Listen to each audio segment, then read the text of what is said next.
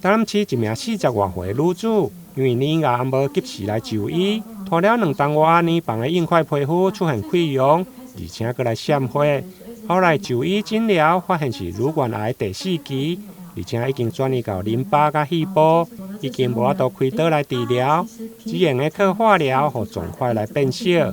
经过奇美医学中心中医癌症的辅助治疗，目前溃疡的部分嘛已经有小可收缩。中医大概对于乳癌的治疗上面的话，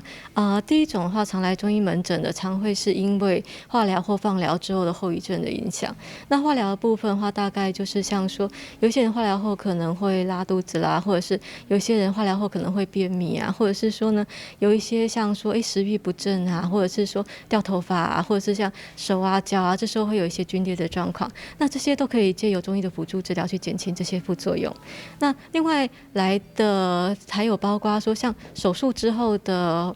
后遗症也是有的，有些患者可能手术之后呢，这时候呢就会有一些淋巴水肿的状况。那通常这种淋巴水肿状况的话，我们可以借由针灸去疏通经络，去帮他减轻这个不舒服的状况。奇美医学中心中医部医师陈浩君表示，请看的年癌患者会到中医来门诊，大部分拢是因为化疗或者是放射治疗的副作用，经过中药的调理甲针灸的治疗，必要时配合复健，对着病情拢有真好的改善。台南新闻林根采访报道。